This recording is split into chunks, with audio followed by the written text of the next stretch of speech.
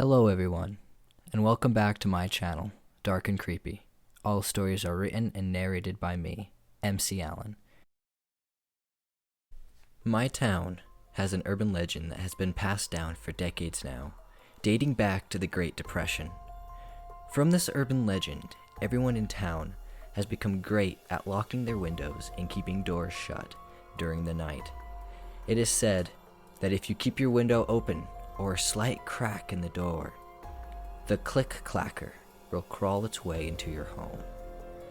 I grew up here, and have gotten used to my parents going around every night, locking every window and door. It was automatic, and they tried their best to ingrain it into my skull just in case they ever had to leave me home alone overnight.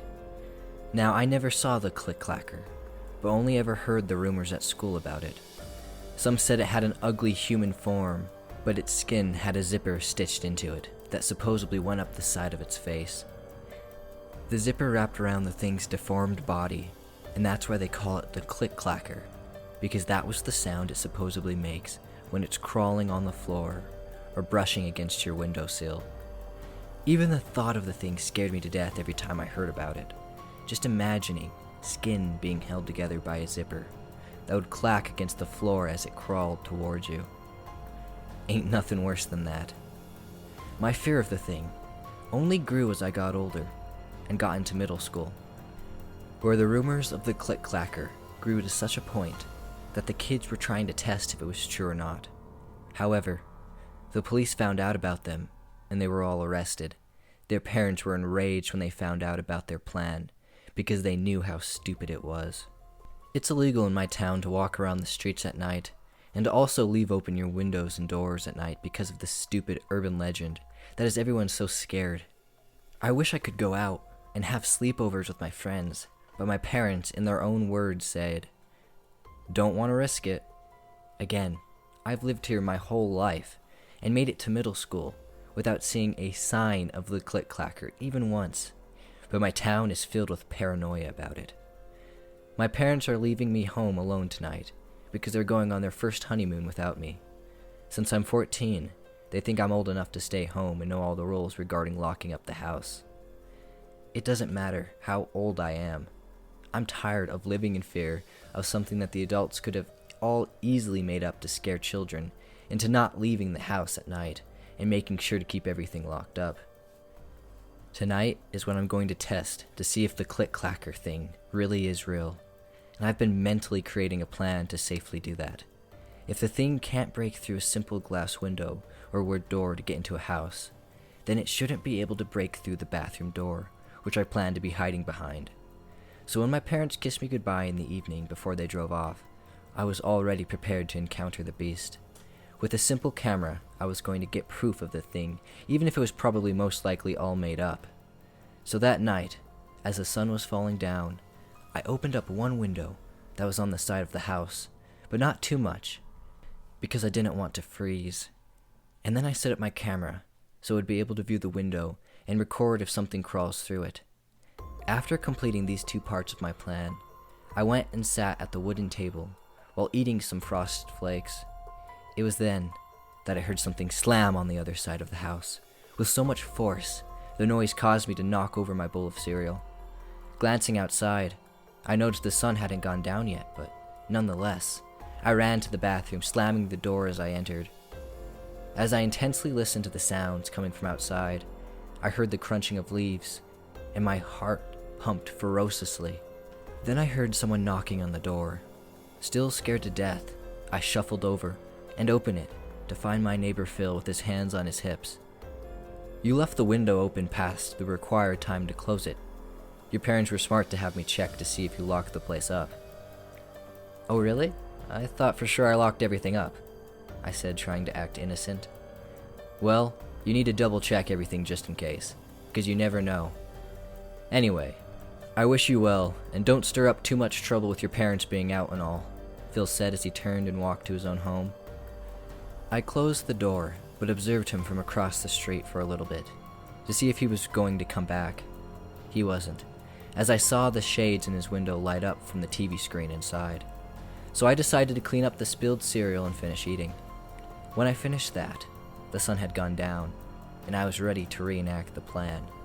So opening the window again, I poked my head out to see if anyone was around, but luckily, everyone had already sheltered into their homes. Leaving the window open, I went to the family room to play some video games to kill the time. About 40 minutes in, the TV began flickering. It was strange, because I had never done that before. But I tried to continue to play. But the music turned distorted, and then so high-pitched that the speakers blew out. Falling off of the couch due to how abruptly the TV sound cut out caused my heart to race, as the sound was so high-pitched that the neighbors had to have heard that. And I was not about to get another talking to by Phil. I expected someone to come and knock on the door, but no one ever came. That's when the light bulb above me grew so bright that I was completely blinded by it until the fuse popped, leaving the family room in darkness. Then the kitchen light followed, and every other light in the house, except the one from the hallway, close to where I left the window open. I couldn't directly see the window, but I was sure glad that I couldn't.